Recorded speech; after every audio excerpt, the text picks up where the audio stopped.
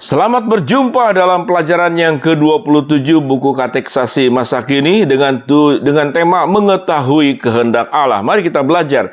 Roh Kudus menciptakan di dalam kita keinginan untuk melakukan kehendak Allah.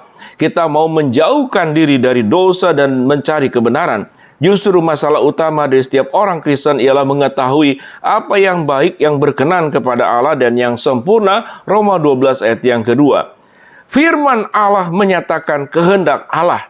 Alkitab menyajikan kehendak Tuhan untuk umatnya, antara lain dalam ke-10 hukum, pelajaran yang ke-10 dan ke-11. Banyak perintah Allah dalam Alkitab dengan jelas dan tegas menyatakan kehendak Allah. Penelaahan Alkitab, perintah dalam Alkitab. Bacalah ayat-ayat di bawah ini dan jawablah pertanyaan-pertanyaan berikut. 1 Korintus 6 ayat 9 sampai ke-10. Perbuatan-perbuatan apa yang tidak berkenan kepada Allah menurut ayat-ayat itu? 1 Korintus 6 ayat 15. Apakah seorang Kristen boleh berhubungan dengan seorang perempuan cabul? 2 Korintus 6 ayat 14 sampai 16. Apakah seorang Kristen boleh menikah dengan orang yang belum percaya? Kolose 3 ayat 5 sampai 17. Apa yang harus dimatikan dalam hidup orang Kristen? Apa yang harus dibuang dalam hidup orang Kristen? Selanjutnya, apa yang harus dikenakan bagi orang Kristen? Apa prinsip yang utama dalam hidup orang Kristen? Kesimpulan, dalam ayat-ayat itu ada perintah yang jelas mengenai hidup Kristen. Ada hal-hal yang dilarang sama sekali. Seorang Kristen tidak pernah boleh mengatakan misalnya bahwa hubungan dengan pelacur adalah atau pernikahan dengan seorang yang tidak beriman adalah kehendak Bapa baginya. Bukan hanya larangan melakukan hal-hal tertentu yang diberikan kepada orang Kristen, tapi diberikan juga cara hidup yang baru. Kita dituntut bukan hanya mematikan dan membuang perbuatan-perbuatan yang bertentangan dengan kehendak Allah, tapi juga dituntut untuk mengenakan perbuatan-perbuatan yang sesuai dengan kehendak Allah. Kebiasaan dosa harus diganti dengan kebiasaan kebenaran. Dalam seluruh Alkitab tertera perintah Allah untuk hidup yang baru. Itu betapa pentingnya kita harus membaca Alkitab setiap hari untuk mendapat tahu perintah yang harus kita lakukan dan larangan yang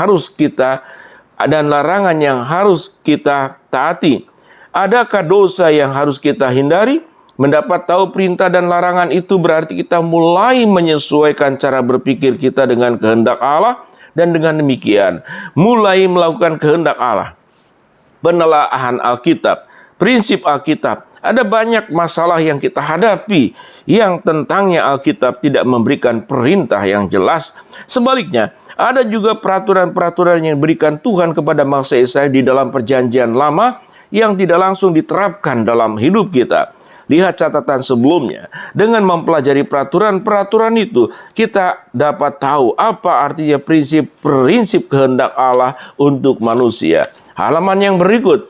Bacalah ayat-ayat di bawah ini dan jawablah pertanyaan-pertanyaan berikut. Imamat 19 ayat 9 sampai ke 10. Apakah yang diperintahkan kepada orang Israel? Apakah prinsip-prinsip hidup orang Kristen untuk masa kini dari perintah ini? Yang kedua, Ulangan 23 19 sampai ke 20. Apa perintah khusus bagi orang Israel? Apakah orang Kristen boleh membungakan sesuatu terutama dengan saudaranya seiman? Bagaimana seharusnya sikap orang Kristen terhadap saudara yang berkekurangan? Bandingkan 2 Korintus 9 ayat 6 sampai dengan ke-15. Kejadian 29 30 sampai 31. Apa kesalahan Yakub terhadap Lea dalam ayat-ayat ini? Yakub ditipu untuk menikah dengan Lea ayat 21 sampai 27. Ia merasa tidak mencintai Lea. Apakah perasaannya itu dapat dijadikan alasan untuk tidak mengasihi Lea? Apakah prinsip pernikahan Kristen dalam kasus ini? Yang keempat, Kejadian 16 ayat pertama sampai ketiga, latar belakang Kejadian 15 ayat 1 sampai dengan ke-6. Apa janji Allah kepada Abraham? Siapakah istri Abraham? Menurut Abraham, mengambil Hagar sebagai istrinya. Apakah sikap Abraham terhadap janji Allah yang dinyatakan dalam peristiwa ini? Apakah perbuatan Abraham itu sesuai dengan kehendak Allah baginya? Bandingkan Kejadian 17 ayat 15 sampai ke 21. Apakah prinsip-prinsip iman dalam cerita ini yang berlaku setiap zaman bagi setiap orang percaya? Kesimpulan. Keempat contoh di atas menyingkapkan cara mencari prinsip-prinsip hidup Kristen dan cerita-cerita Alkitab dalam peraturan-peraturan hidup yang bangsa Israel. Antara perjanjian lama dan Allah dalam perjanjian baru adalah Allah yang satu dan yang sama. Dengan mengambil prinsip-prinsip perjanjian lama, kita dapat melihat kesatuan nada dan makna dengan perjanjian baru. Di atas semuanya itu, kita melihat prinsip umum untuk hidup kita sebagai anak-anak Allah, yaitu inilah kehendak Bapa pengudusanmu. 1 Tesalonika 5:4 ayat yang ketiga, Efesus 2 ayat yang ke-10.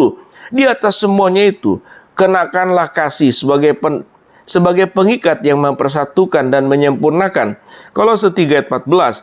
Sifat kasih Kristus dijelaskan dalam 1 Korintus 13. Membaca Alkitab dengan pimpinan Roh Kudus, kita akan memulai mengerti tentang kehendak Allah. Cara berpikir kita disesuaikan dengan kehendak Allah yang dinyatakan dalam Alkitab. Kalau kita mau mencari kehendak Allah, tempatnya yang pertama dan utama adalah Alkitab. Kita harus mempelajari Alkitab yang mengetahui kehendak Tuhan. Dan orang-orang yang membaca Alkitab hanya untuk mencari satu nats. Selanjutnya kita harus mempelajari Alkitab untuk mengetahui kehendak Allah. Orang-orang yang membaca Alkitab hanya untuk mencari satu nas atau beberapa kata yang bertalian dengan persoalan atau keadaan mereka, tanpa memperhatikan kaitan ayat ini dengan ayat-ayat yang lainnya, mereka belum memakai Alkitab seperti seharusnya.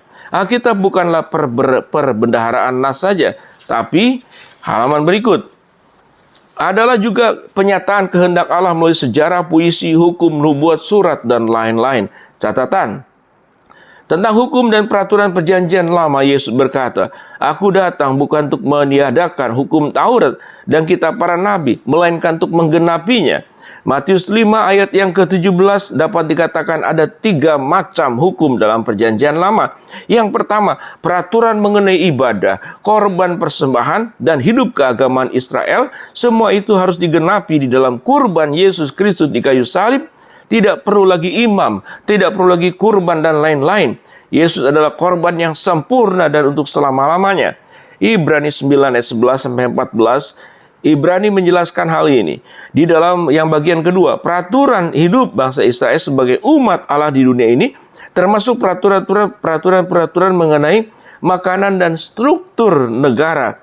Dalam perjanjian lama, umat Allah terdiri dari satu bangsa, dibedakan dari bangsa-bangsa lain dengan peraturan-peraturan hidup sehari-hari. Israel adalah negara dan bangsa dengan adat istiadat tersendiri. Sekarang umat Allah adalah orang-orang yang percaya kepada Yesus Kristus dan dari berbagai bangsa. Seseorang tidak perlu menjadi Yahudi sebelum ia menjadi Kristen. Lihat juga surat Galatia. Peraturan-peraturan dari bangsa Israel tidak mutlak berlaku bagi orang Kristen, tapi peraturan adat istiadat bangsa Israel memang ditetapkan oleh Allah sendiri. Dari bangsa Israel kita pelajari prinsip-prinsip kehendak Allah ini. Itu untuk hidup umatnya di dunia ini. Yang ketiga, hukum moral. Seperti ke-10 hukum, berlaku juga hukum umat manusia untuk selama-lamanya. Yesus menegaskan kembali ke-10 hukum karena bahkan ia menekankan maknanya yang tidak hanya memperhatikan masalah lahiriah, tapi juga motivasi membedakan orang Kristen daripada orang lain yang belum mengenal Tuhan Yesus. Roh Kudus bekerja dalam hidup kita untuk menyatakan kehendak Allah. Roh Kudus bekerja melalui pikiran dan keadaan kita untuk menyatakan kehendak Allah kepada kita. Roh Kudus ada di dalam kita. Tuhan Yesus menjanjikan bahwa Roh Kudus akan memimpin kita ke dalam seluruh kebenaran. Yohanes 16 ayat yang ke-13. Allah kita adalah Allah yang Maha Kuasa yang berbuat segala sesuatu sesuai kehendaknya. Roh Kudus menolong kita untuk mengetahui bagaimana Allah bekerja. Ia memimpin kita dan jalan mengikuti kehendak Allah. Kalau hubungan kita dengan Roh Kudus tidak lagi menyatakan dalam hati kita damai sejahtera dari Allah, kita harus bertanya, apakah perilaku kita sudah tidak lagi sesuai dengan kehendak Allah? Roh Kudus tidak akan pernah memimpin seorang yang melakukan sesuatu yang bertentangan dengan firman Allah. Tidak benar kalau ada orang mengatakan bahwa ia dipimpin oleh Roh Kudus untuk mendengar firman Tuhan. Misalnya, Roh Kudus tidak mungkin memimpin orang Kristen untuk menikam dengan sesamanya Kristen. Bandingkan 2 Korintus 6 ayat 14 sampai dengan ke-16. Hal ini bukan berarti bahwa Allah tidak dapat bekerja untuk menyelamatkan manusia atau istri yang tidak beriman, atau bahkan Allah tidak dapat mengampuni dosa pernikahan yang tidak seimbang. Berikut, Allah memimpin melalui persekutuan. Kalau kita masih bimbang mengenai kehendak Allah dan hidup kita, ada buktinya kita minta nasihat kepada saudara-saudara seiman, khususnya kepada orang yang lebih dewasa dan dalam iman dan lebih mengetahui firman Allah. Saudara-saudara kita dipakai oleh Tuhan untuk menjelaskan kehendaknya kepada kita. Kalau harus lebih dari satu orang untuk mengambil keputusan tersebut, misalnya dalam rapat atau muda-mudi yang berpacaran, kita dapat mengharapkan bahwa Allah menyatakan kehendaknya kepada setiap orang yang bersangkutan.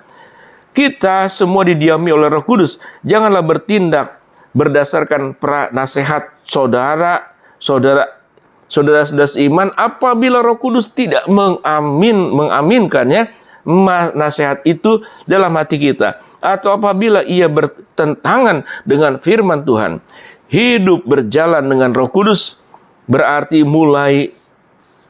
mengerti tentang kehendak Allah. Shalom, kita lanjutkan pelajaran yang ke-28. Amin.